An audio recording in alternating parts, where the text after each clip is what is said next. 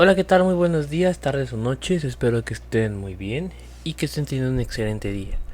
El día de hoy vamos a comenzar unos cuantos videos sobre algunos temas en específico. Así que vamos a hablar sobre la atención prenatal.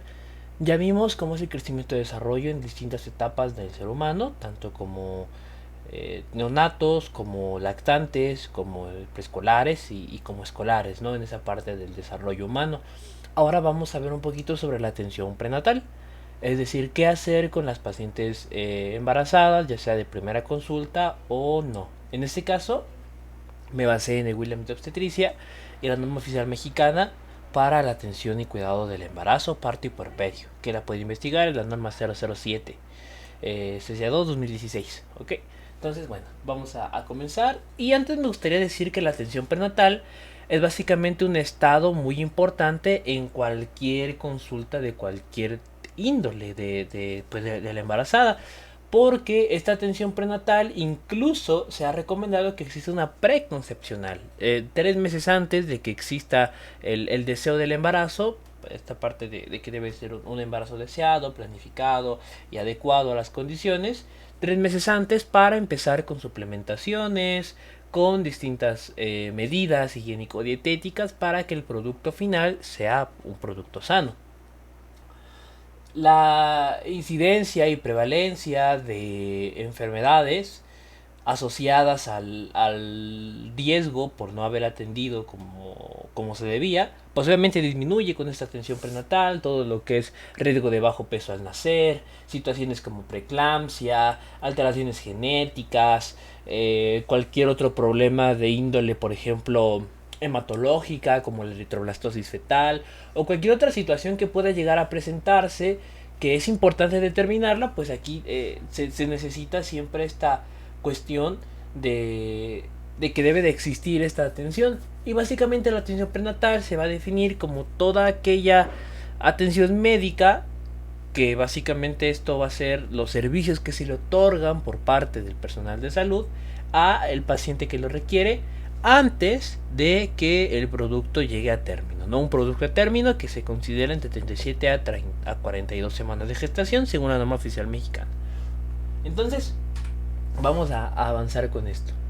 Lo primero que nada es que para la atención prenatal ahorita vamos a enfocarnos desde el inicio, ¿ok? Desde cero hasta las 42, 40 semanas aproximadamente. En este caso hay que encontrar los síntomas y signos, ¿no? En cualquier situación, los signos principales, ya tendremos un video específico hablando sobre el diagnóstico del embarazo y las hormonas relacionadas, pero esto solamente es una generalidad, ¿ok? Los principales van a ser la menorrea, es decir, la ausencia de la menstruación, y sobre todo checarla con la regularidad. ¿Por qué? Porque esto se puede tornar un poco subjetivo, ¿no? Si sobre todo no hay una regularidad en el periodo menstrual y hay cierta menorrea, pues uno puede pensar en que realmente es la misma, el mismo sangrado. Y luego en ocasiones ocurre que por la inserción de los distintos cuerpos del feto, como el citotrofoblasto, etcétera, puede llegar a causar un ligero sangrado que puede confundirse con la menstruación, aunque este obviamente es de muchísima menor cantidad a lo que es el periodo menstrual. Entonces, en este caso, la menorrea y la regularidad son factores importantes. ¿Cuándo podemos determinar que ya existe un retraso real? Cuando hayan más de 10 días respecto a la fecha más tardía, ¿no? O sea, por ejemplo, si la fecha más tardía era no sé, el 20 de cada mes, o sea, que ha sido la fecha más tardía que ha tenido este periodo menstrual, y ya van 10 días que no ha visto desde esa fecha más tardía, o sea, desde lo último, pues hay que empezar a sospechar. Otros signos, pues obviamente ya van a ser cuando esté mucho más crecido, por ejemplo, a 16 semanas de gestación, que ya se empiezan, pueden llegar a percibirse los movimientos fetales, aunque ya se llegan a percibir hasta las 22 semanas. Solo que en este periodo ya es más común que haya, o sea, que se sepa porque obviamente crece, va creciendo y se va sintiendo en ese sentido. Otros signos claros, pues bueno, puede ser alteraciones a nivel de mamas, ¿no? Este agranamiento de mamas, algunas situaciones dermatológicas que llegan a presentarse, obviamente la menorrea, distintos padecimientos relacionados con los cambios hormonales que ocurren dentro de la mujer en este periodo del embarazo, etcétera. En cuanto a las pruebas del embarazo, vamos a mencionar dos que son súper comunes, ¿no? La proporción o encontrar gonadotrofina coriónica humana en lo que es sangre y las pruebas caseras, ¿ok? La gonadotrofina coriónica humana, pues bueno, grosso modo, se produce gracias al síntesis trofoblasto y es para evitar la degeneración del cuerpo lúteo, ¿no? Para seguir produciendo progesterona. En este caso tiene dos subunidades, la subunidad alfa y la subunidad beta.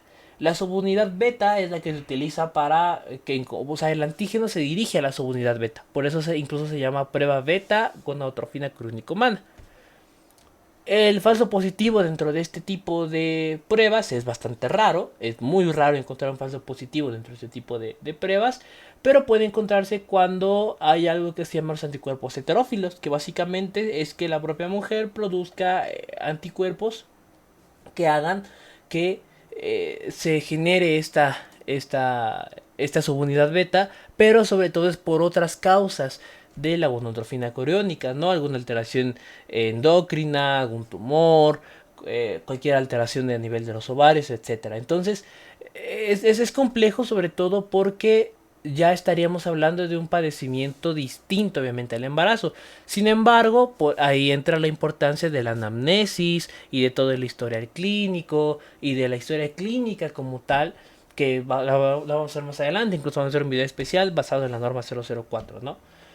Y las pruebas caseras, pues bueno, algunas presumen de tener hasta 99% de efectividad, pero realmente es muy complejo que lleguen a tener esta efectividad, sobre todo porque es más para el desarrollo, ¿no? Entonces, tiene poca precisión. Lo mejor sería esta prueba en sangre y obviamente los distintos síntomas y signos característicos del embarazo, sobre todo para detectarlos de manera temprana, atender el embarazo como tal y evitar cualquier complicación que se pueda llegar a presentar.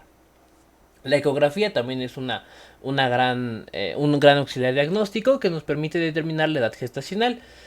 Por ejemplo, el saco gestacional va a depender del estadio inicial, ¿no? En este caso, si observamos el saco gestacional, vamos a pensar en que realmente podría llegar a existir algo en esta zona miometrial, ¿no? Y otros signos que son el signo intradecidual o doble decidual, que básicamente es la cantidad de anillos que se observen dentro del saco gestacional. En otras ocasiones ya vamos a poder encontrar, por ejemplo aquí que estamos viendo un embarazo de 7 semanas, a lo que es el saco vitelino y el embarazo como tal, ¿no? Aquí se observa el saco vitelino, el embrión y pues bueno, toda la cavidad donde se va a albergar. Esta era básicamente una pequeña gráfica de la gonadotrofina. Y pues bueno, como hacia la semana 16 empieza a descender justamente por esta parte de la degeneración del cuerpo lúteo. Ahora vámonos con la evaluación prenatal inicial. En este caso lo primero obviamente es hablar sobre el registro y de los datos y pruebas básicas. Es decir, una biometría hemática, química sanguínea, examen general de orina, laboratorio, prueba de sífilis, prueba de VIH, prueba de gonorrea, etc. Y si obviamente no se acepta, especificar en el expediente clínico que se le recomendó hacerlo, pero que no se logró, ¿no? En este caso, otros datos que se pueden llegar a presentar, obviamente son nombre, edad, ocupación. Esto es muy importante sobre todo para determinar el riesgo del embarazo, aunque este es un factor bastante subjetivo, pero básicamente podemos hacerlo un poquito menos subjetivo basándonos en los datos que nos refieran los pacientes. Algunas definiciones iniciales, pues para poder darle nombre y apellido a las distintas pacientes que llegan, obviamente es nuligrávida, grávida, nulípara, primípara, multípara. Nuligrávida es aquella que nunca ha estado embarazada y que tampoco lo está actualmente, entonces no está en esta parte de la gesta en este momento ni lo ha estado. Grávida es decir que está embarazada en este momento, ¿ok?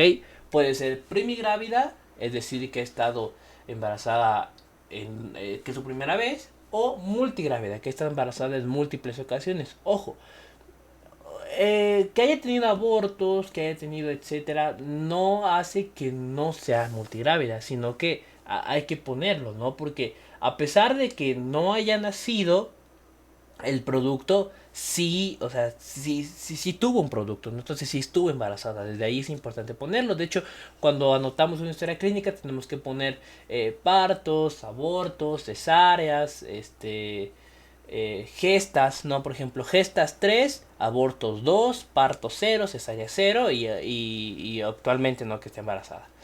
Nulípara quiere decir que nunca ha parido, pero eso no quiere decir que no ha estado embarazada. Pudo haber estado embarazada, pero nunca ha parido. Primípara cuando es la primera vez que lo ha hecho y multípara cuando ya son múltiples veces, ¿no? Solo son unos estados importantes que hay que definirlos, sobre todo para poder ponerle nombre y apellido y con base en ello también trabajar en la historia clínica.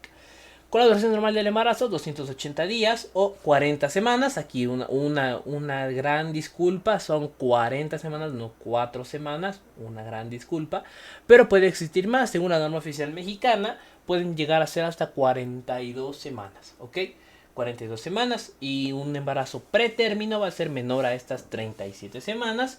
Y, o sea, postérmino tardío incluso puede llegar a ser más de 42 semanas. Pero el promedio son 40 semanas.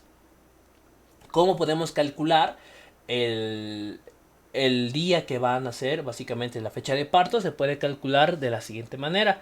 Se le pide la fecha de última regla, más se le suman 7 días y luego se le restan 3 meses. Un ejemplo. Vamos a ver que la fecha de última regla fue el 10 de julio, ¿ok? El 10 de julio. Si le sumamos 7, van a ser 17 de julio.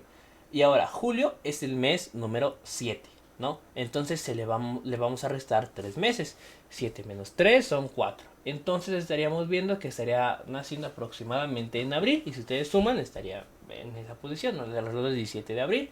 Que sería agosto, septiembre, octubre, noviembre, diciembre, enero, febrero, marzo, abril. Y ahí se llegan por completo todo lo que es esta parte de el cálculo del parto, ¿no? Sería la fecha de última regla, más 7 días, menos 3 meses. Aproximadamente con un más menos, ¿no? O sea, es un aproximado, pero obviamente ya después con las siguientes pruebas y con todo lo demás, nosotros podemos determinar de mejor manera cuándo van a ser. Los trimestres. Es adecuado utilizar, o era adecuado, mejor dicho, utilizar el embarazo por trimestres. Hoy en día se utiliza más que nada para clasificar distintos tipos de enfermedades y distintos tipos de inmunizaciones, por ejemplo. Los trimestres van a ir del primero, va a ir de las 0 a las 14 semanas, luego de las 14 a las 28 y luego de las 28 en adelante, ¿no? Que sería este tercer trimestre cuando ya están a últimas del embarazo. Solo que hoy en día ya se hace mejor por semanas de gestación, ya que, bueno, ya vamos a tener más adelante clases de embriología, pero bueno, en cuanto a las semanas de gestación es más fácil poderlo determinar porque en cada semana van pasando distintas cosas y con ello también nos vamos dando cuenta de más alteraciones que pueden llegar a presentarse. Dentro de la evaluación prenatal inicial hay que tener algunos datos claves, sobre todo para determinar qué factores de riesgo llegan a presentarse, como cual las pruebas psicosociales, investigar el uso de cigarros, investigar el alcohol, drogas ilícitas o cualquier otro tipo de drogas, violencia, etcétera, ¿no? En la prueba psicosocial se ha observado que son factores limitantes, sobre todo en cuanto a ver si no ha sufrido de racismo por raza, etnia, posición económica, qué tan preparada está pues para este embarazo, el apoyo de pareja, el apoyo de familia, o sea, todo el tipo de situaciones que a veces llegamos a pensar en que no afectan, pero sí afectan de manera muy fuerte a todo lo que es el embarazo en general y que pueden conducir a formas mucho más complejas como la muerte materno-fetal, que son cosas que nunca deben de llegar a ocurrir. Se recomienda realizarlo una vez por trimestre y hay varias guías especializadas que pueden investigar en internet que sobre todo ya dan como un listado de cosas que se deben preguntar y que nos pueden ir orientando bajo ciertos puntajes a que si está todo normal, si cursa con apoyo o si por ahí podría llegar a existir alguna alteración que condicione el embarazo. El uso de cigarro pues obviamente es un teratógeno muy potente, los teratógenos más potentes, y solo por poner unos ejemplos, podría llegar a presentarse lo que es placenta previa, abortos, bajo peso, alteraciones neurológicas, o sea, hay un montón de complicaciones que se llegan a presentar por el uso de cigarro. Por eso es que se debe de prevenir, de evitar por completo, ¿no? Y sobre todo esta parte de la terapia de adicción para controlar el estado cognitivo del niño, porque, bueno, del feto, ¿no? Del producto, porque en ocasiones puede afectar este estado de la cognición, y la terapia de adicción, que pues para la madre. El alcohol también es un gran teratógeno que sobre todo afecta el sistema nervioso central.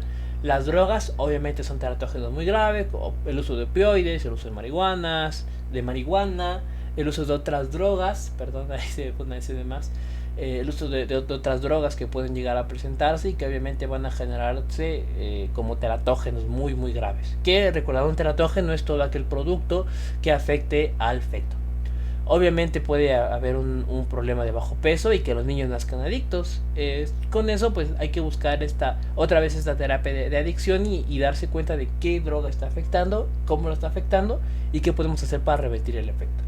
Y la violencia intrafamiliar o violencia en general que sufra la embarazada, que es un problema lamentablemente muy común, sobre todo la violencia de pareja, ¿no? Entonces, investigar también esta parte y sobre todo con aquellos factores que podemos llegar a observar dentro de este periodo. Otro tipo de evaluaciones para determinar el riesgo podría ser una evaluación clínica y con pruebas completas, como cual un examen pélvico, un examen de cuello uterino, observar el riesgo por clamidia trachomatis, Neisseria gonorrea, es decir, por clamidia y por gonorrea, observar la región perianal, que no exista ninguna irritación mayor, que no haya vesículas, pápulas o cualquier otro problema que nos pueda determinar a una alteración mayor pues para el producto y para la madre. Y según la edad gestacional va a ser el tratamiento óptimo que llevemos. Por eso es importante observar cuántas semanas de gestación lleva, en qué trimestre está, cuántas han sido las pruebas, etcétera, ¿no? O sea, todo lo que venimos trabajando, básicamente irlo anotando, obviamente, y con estas anotaciones que nosotros tenemos, seguirlas llevando. Y pues bueno, darse cuenta que el tamaño uterino va a ser muy variable, o sea, independientemente de que existan cálculos específicos en cuanto a percentiles, deciles, etcétera. De hecho hay una tabla muy muy bonita en la norma oficial mexicana, que sobre todo es esta de la altura uterina, que se mide desde la sínfisis del pubis hasta la terminación del útero. Pues obviamente van a haber factores que lo van a estar determinando, ¿no? Como la misma estatura de la madre, el peso, etcétera. Factores hasta incluso genéticos, ¿no? O sea, porque pues somos de familia de baja estatura, pues obviamente va a ser una proporción menor. En cuanto al laboratorio, pues bueno, las pruebas básicas que te estaba mencionando anteriormente, química sanguínea, biometría hemática, un estudio del tipo sanguíneo ABO más el factor RH, una prueba de COMS, por ejemplo, pruebas para VIH, prueba para sífilis, para rubiola, añadiendo todo lo que es gonorrea y otro tipo de infecciones de transmisión sexual que pueden llegar a afectar de forma grave al producto, el examen general de orina y buscar de manera intencionada infecciones cervicales, ¿no? Como puede ser clamidia, donde los factores de riesgo obviamente van a ser infecciones de transmisión sexual previas, menores a 25 años, etcétera, gonorrea, que sobre todo puede llevar a hacer esta parte de complicaciones como la artritis, y que la evaluación para la misma debe de ser al inicio y al final del embarazo, es decir, tanto en el primer trimestre como en el tercer trimestre, para calcular el riesgo del embarazo, que básicamente se basa en el bienestar materno-fetal, solo que es un parámetro subjetivo, porque qué es alto riesgo para mí y qué es alto riesgo para ustedes, o sea, es un tanto subjetivo. Obviamente hay muchos factores que se pueden observar, como uso de drogas, uso de cigarros o de alcohol, que sean menores de edad, incluso que haya violencia, etcétera. O sea, por ahí podríamos estar observando, ¿no? Pero de manera general es muy subjetivo esta parte de alto, bajo, medio riesgo, etcétera. Por lo que se necesita una evaluación profunda y adecuada, en donde de ser necesario se tenga que derivar a otros niveles, ¿ok? En las visitas subsiguientes, ¿qué se va a hacer? Bueno, se recomienda que sobre todo hasta las 28 semanas hayan sido al menos una vez por mes, es decir, cada 4 semanas. Luego, de las 28 hasta las 36, al menos cada 2 semanas. y de la 36 en adelante hasta que ya sea el momento del parto, cada semana de preferencia, sobre todo para llevar este control.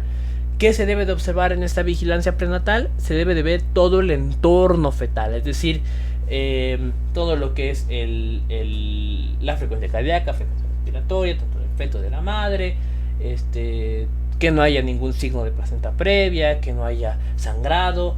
Hay 4 signos clave que siempre deben de estar presentes en cualquier embarazada, en cualquier nivel. Cefalea, es decir, dolor de cabeza. ¿Por qué? Porque puede ser subsecuente a una preeclampsia, una alteración de la presión arterial, a una alteración de inmunológica incluso. También buscar edema, ¿ok? Es decir, hinchazón en pies, manos, etcétera. Si deja fobia o no deja fobia, porque la deja, etcétera. También lo que es en cuanto a signos de alarma, sangrado, que haya sangrado dentro de cualquier otra estación.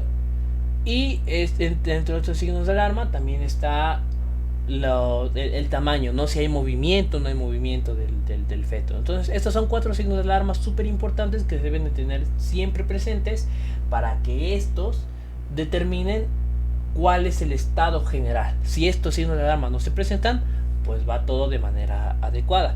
La altura uterina, pues bueno, hacia las 20-34 semanas de gestación va a ser igual a la edad gestacional. ¿Qué quiere decir esto?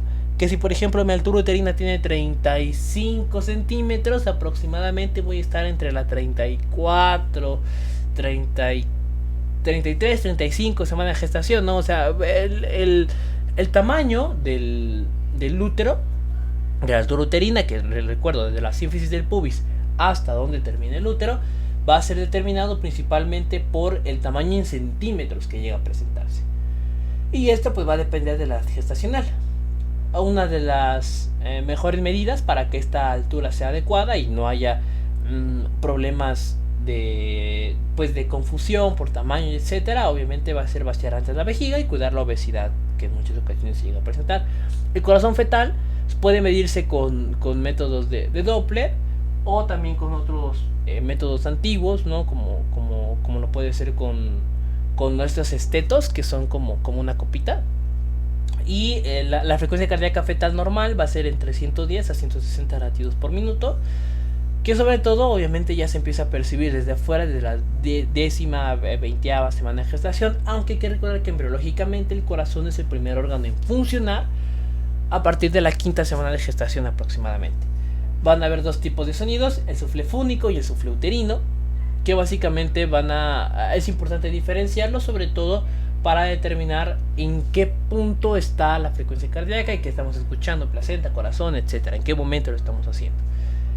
La ecografía, pues bueno, la ecografía no se recomienda de manera, por ejemplo, cada mes o cada 2 semanas o así, no, sino que debe ser una indicación médica válida cuando uno sospeche sobre alteraciones anatómicas del crecimiento o del bienestar en general de este entorno fetal. Se recomendaría al menos una vez cada semestre para esa indicación médica según la norma oficial mexicana.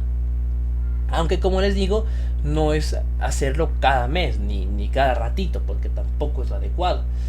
En el laboratorio, pues bueno, van a haber algunas pruebas no repetibles, como lo pueden ser, o sea, si todo estaba bien desde un inicio y se ve que todo viene normal, pues bueno, van a haber pruebas que ya no se van a mandar a hacer. Solo que las que sí se deben de recomendar son, por ejemplo, contra algunas infecciones, contra otros padecimientos ya para el momento del parto, una química sanguínea, etcétera.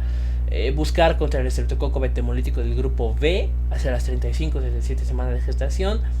También investigar de manera directa la diabetes gestacional, que obviamente es muy común, sobre todo a partir de la 24 o 28 semanas de gestación. Y algunas problemáticas del tubo neural y genes, ¿no? Que en cuanto al tubo neural podríamos prevenirlo obviamente con la dosis de ácido fólico recomendada, que ahorita lo vamos a observar. Y con los antecedentes que se estudien, ¿no? Si viene de familia que ha tenido alteraciones por parte del padre, parte de la madre, etcétera, pues obviamente por ahí podría llegar a hacer una búsqueda intencionada mayor.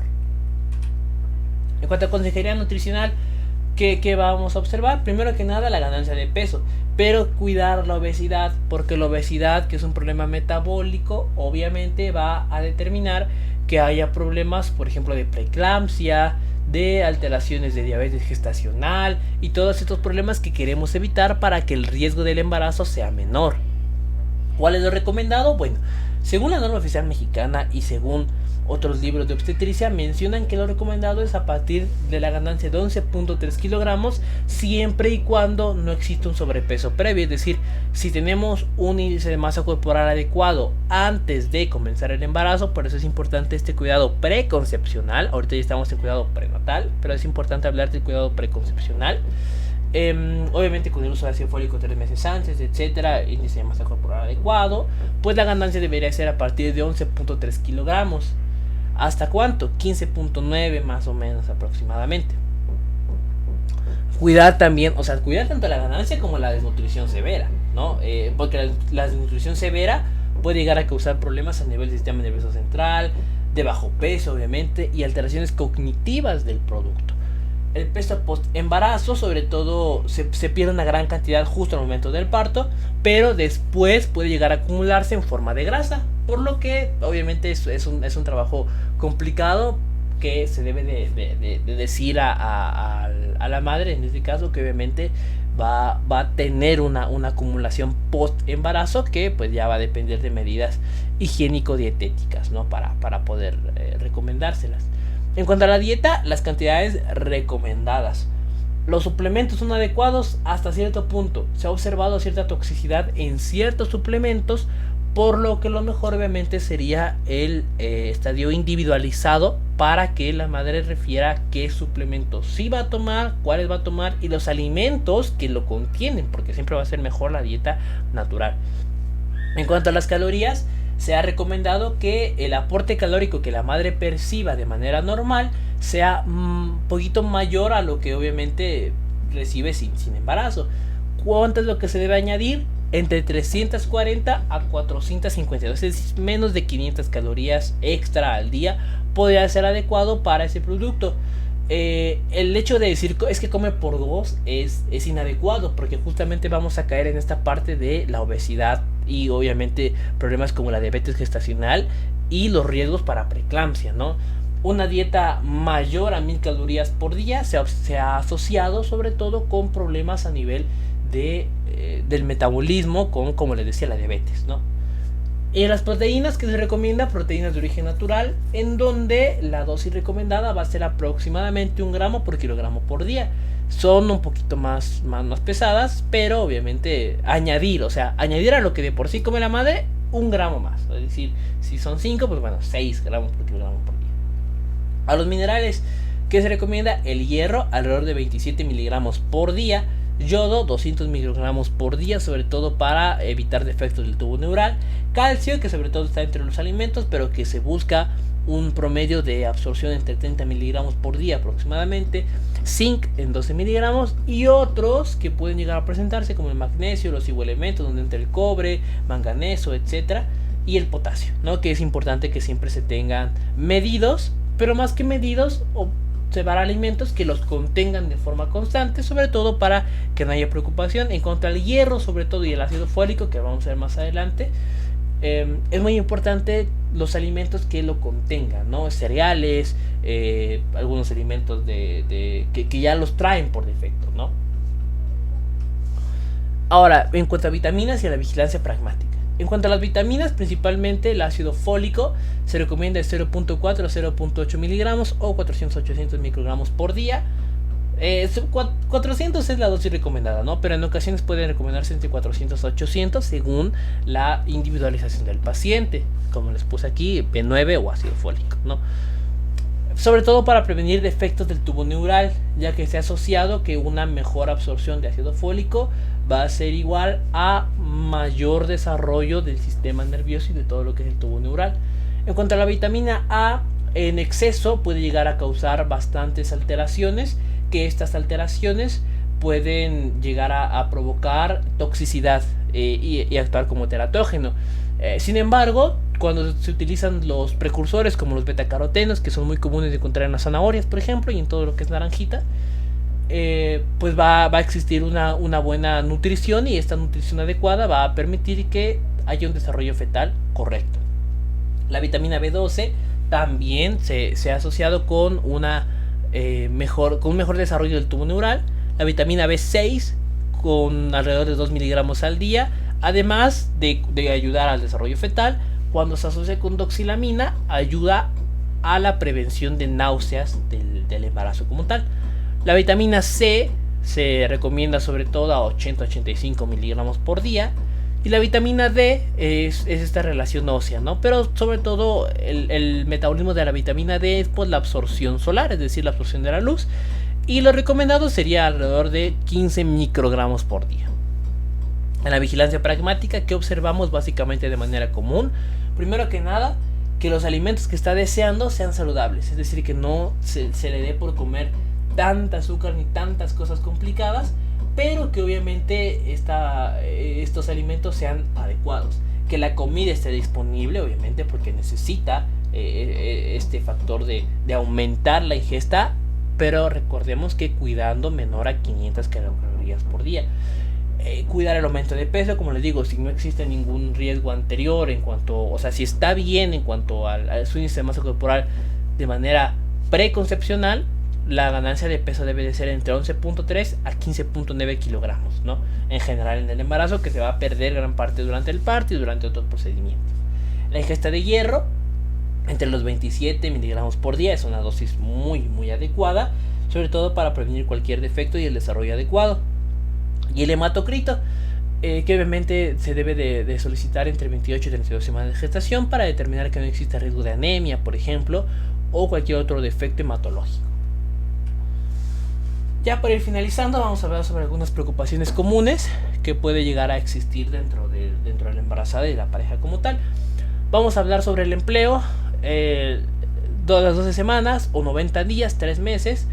Se ha visto que reduce el riesgo de bajo peso, de complicaciones durante el parto y de otras alteraciones de ese estilo hasta en un 60%, sobre todo si la madre trabaja en un entorno muy complicado, aunque esto obviamente es muy individualizado. No podemos exigir lo mismo a alguien que trabaja en el campo, por ejemplo, alguien que trabaja en la ciudad, o que trabaja en la oficina, que trabaja en un entorno más industrial, por ejemplo. Es muy complicado, y sobre todo entre las madres que tienen más o que son más propensas a trabajar en el entorno industrial, cuando se manden este descanso, el riesgo de sufrir complicaciones es que baja hasta en un 60%.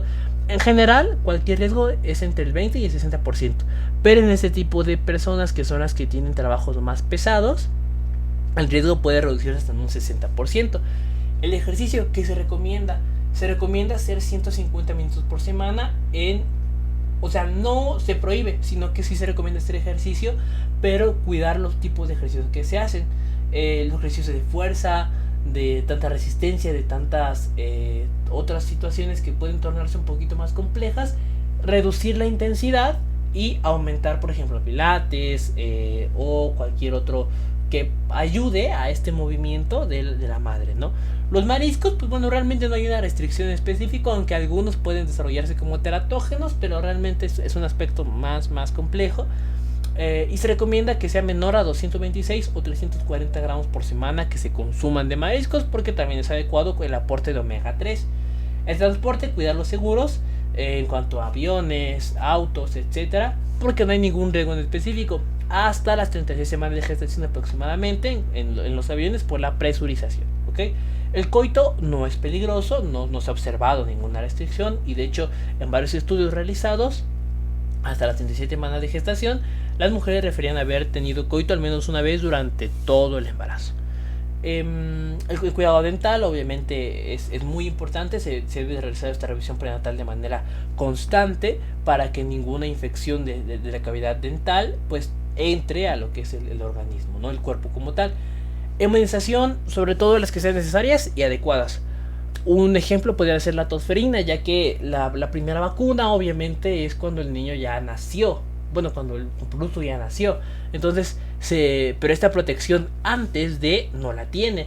Lo recomendable debería de ser una vacuna hacia las 28 o 32 semanas de gestación, para que nazca con protección, y obviamente cuando le toque dentro del esquema nacional, que en este caso será 2, 4, 6 meses, 18 y 36, pues obviamente ya esté protegido, ¿no? Porque la tosferina es una enfermedad muy complicada que asocia algo que se llaman los síndromes coquelucoides, pero eso lo vamos a ver más adelante. También van a existir lo que son las vacunas estacionales, obviamente influenza, virus de la gripe, etcétera. y hoy en día COVID, ¿no? Y sobre todo ver la compatibilidad de los productos con la lactancia materna. Uso de cafeína, ¿puedo tomar café? Sí. Se ha visto que alrededor de menos de 200 miligramos por día no hay ningún problema y al contrario es beneficioso, pero mayor a esto podría llegar a existir pequeñas alteraciones a nivel del sistema cardiovascular fetal. Entonces lo mejor sería menor a estos 200 miligramos por día. Otras preocupaciones comunes, ya para ir terminando, las náuseas, que son muy comunes entre la 14 y la... o se pueden... es muy común que se quiten entre la 14 y la 22ª semana de gestación. Un efecto adecuado podría ser esta vitamina B más la doxilamina, como les estaba mencionando, para reducir las náuseas. El uso de antiácidos también es adecuado, sobre todo evaluar esa parte de si es A, B, C o X. Obviamente las X nunca se utilizan y A se utiliza sin ningún riesgo. Y obviamente la alimentación pequeña, pero pequeña no en cantidades pequeñas, es decir, comer poquito, sino que sea reducir las porciones, pero aumentar el tiempo mientras se come, ¿no? Por ejemplo, si comían 3 comidas pesadas al día, reducirlas a 5, pero con la misma cantidad, sobre todo porque se necesita un aporte calórico importante, ¿no? Esta ganancia de peso va a ser normal y el aporte calórico también que se llega a presentar. La pica, que es básicamente querer comer cosas que no deben, por ejemplo papel, o cosas de ese estilo. No es que sea malo en el aspecto de que cause alguna intoxicación. Obviamente sí, si es algo que comió y es malo, pues sí le va a causar una intoxicación, ¿no? Pero más que nada se ha asociado con la deficiencia de hierro, porque comen tantas cosas de manera no nutritivas que ya están llenas, y obviamente cuando ya es la comida real y la que debe de existir, ya no se come. Por eso es la preocupación común de la pica, en esta deficiencia de hierro. Cefaleas o lumbalgias es común, pero tener precaución sobre todo con las cefaleas, porque las cefaleas te pueden estar hablando de un proceso de preeclampsia. Mucho ojo con eso, mucho ojo, cuate. Se puede utilizar paracetamol para el dolor, y sobre todo si hay dolor por posición, observar la persistencia de la misma, es decir, con las medidas adecuadas como el descanso y la analgesia, ¿no? Es decir, que pues si ya está cansada, se vaya a acostar, se vaya a sentar, se acomode en posiciones que no le moleste, sobre todo si se acuesta, que sea en el cúbito lateral izquierdo, ¿ok? No de cúbito lateral derecho, de cúbito lateral izquierdo de preferencia. Las varices es muy común, sobre todo porque estamos hablando de que al inicio del embarazo las venas soportan una presión de alrededor de 8 milímetros de mercurio, y al final, con todo el peso que se ha añadido y con todo lo que ustedes gusten, tenemos 24 milímetros de mercurio. O sea, crece 3 veces esta presión y es muy común que las varices existan. ¿Qué es lo recomendable? Higiénico-dietéticas. Descanso, elevar las piernas, poner compresas, etcétera. Alrededor del 40% de las mujeres pueden llegar a desarrollar hemorroides, y en este caso se puede utilizar anestésicos, baños tibios dentro de la zona, y agentes reblandecedores de heces, ¿no? Para que no haya complicaciones mayores. Si hay sueño y fatiga, es muy normal, producido por la progesterona, y es una alteración que se va a dar en todo el embarazo, por lo que no debería de existir una preocupación mayor. Sin embargo, si esto ya empieza a afectar la calidad de vida de la persona, pues obviamente se deben tomar medidas adecuadas respecto a la misma, como en específico con esta higiene del sueño, ¿no? Y bueno, esto ha sido todo de mi parte. Muchísimas gracias por haber prestado atención a este video. Espero que les haya servido y que sobre todo nos ayude a determinar mejor los riesgos que pueden llegar a encontrarse bajo ciertas circunstancias. Si les gustó, pues no olviden dejar su like, comentarios, etcétera, y suscribirse al canal si así lo desean. Les deseo muy buen día. Hasta la próxima.